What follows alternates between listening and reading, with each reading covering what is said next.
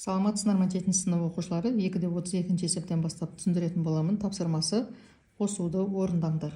Оқушылар, мұнда бізде жақшаның алдында плюс таңбасы тұрған кезде, мына өрнектің таңбасы сол күйі сақталып шығады. Сонда 8y қосылған 3x қосылған 5y болады. Енді ұқсас мүшелерді біріктіретін болсақ, 8y 5y 13y болады. Қосамыз 3x-ті. Мұнда 4a қосылған 2 минус a минус 1 болып ашылады. Енді 4a минус a сонда 3a болады.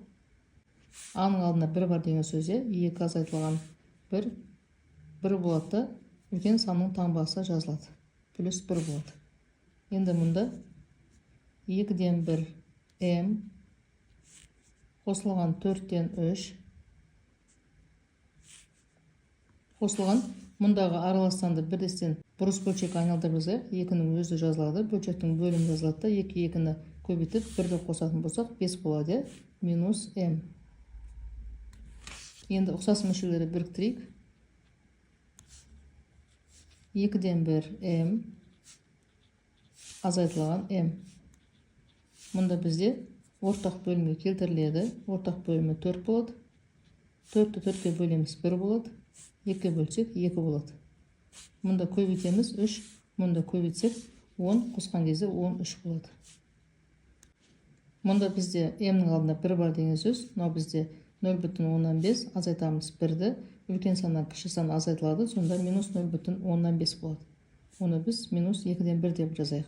2-ден 1 m қосылған 13-тің ішінде 4-тен 3 бар. 4-тің өзі жазылады, қалдық 1. Төртінші есепте 0,4b қосамыз 1,2b-ны азайтамыз 0,1-ді. Мұнда таңбалар бірдей қосылады, 1,6 болады. 1,6b азайтылған 0,1 болады. Енді мұнда 15x қосылған 2y қосылған 4x минус 3y. 15x-ке қосамыз 4x-ті 19 болады.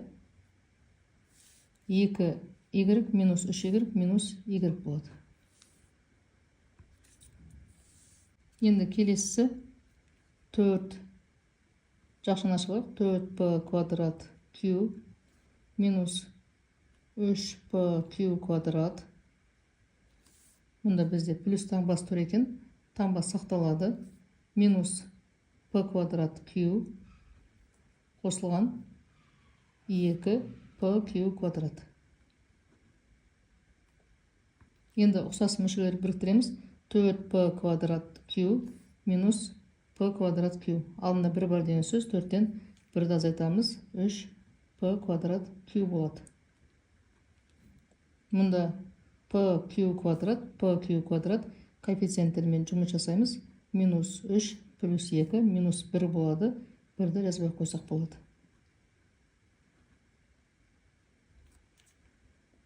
Келесі 2-33 есеп көп мүшелердің айырмасын табыңдар. 3a-ның өзін жазып аламыз. Мұнда бізде жақшаның алдында минус таңбасы тұрғандықтан жақшаның ішіндегі әрбір өрнек теріс таңбамен шығады. Сонда минус 7 минус 2a болады.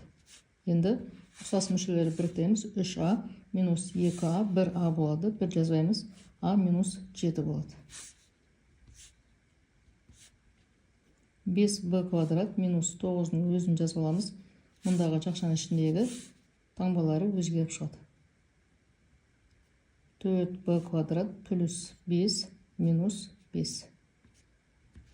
Енді ұқсас мүшелер 5b квадрат минус 4b квадрат азайтылып b квадрат болады. Мұнда плюс b-ның өзі түседі. Мұнда минус 9 минус 5 минус 14 болады.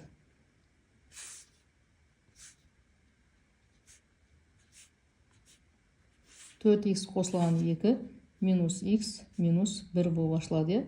Сонда 4x минус x 3x болады. 2 азайтылған 1 болады.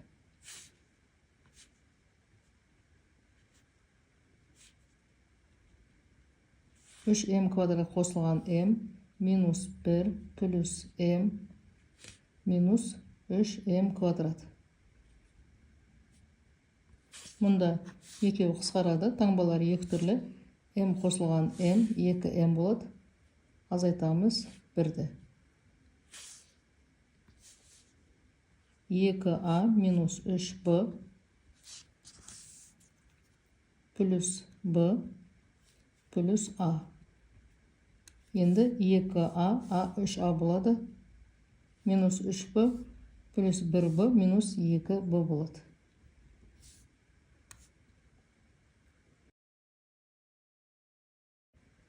Плюс 1 минус a квадрат плюс a минус 1.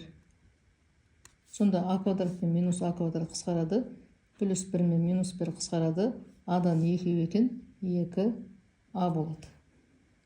Келесі 2-де 34-ші есепте оқушылар көп мүшелер берген екен. Ең алдымен оларды қосамыз. Сонан соң барып біріншісінен екіншісін азайтамыз. Үшінші тапсырмасы екіншісінен біріншісін азайтады екенбіз. Енді мұнда біз қосатын кезде 3x куб, x куб, 4x куб болады. Мұнда минус 4x, минус 4x, минус 8x болады.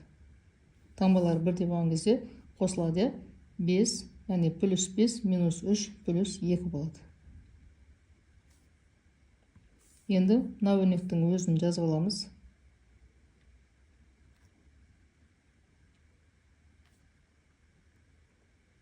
Мұнда минус таңбасы тұрған кезде барлығы қарама қарсы таңбамен шығады. Минус x куб плюс 4x плюс 3. Сонда мұндағы мына екеуі қысқарады. 3x куб минус x куб 2x куб болады. Ал мұнда плюс 5 плюс 3 8 болады.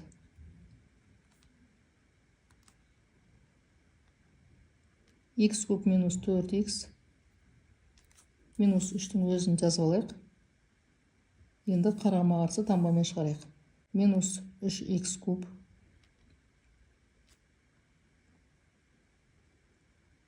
плюс 4x минус 5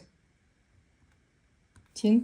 Мұнда бізде x куб минус 3x куб минус 2x куб болады.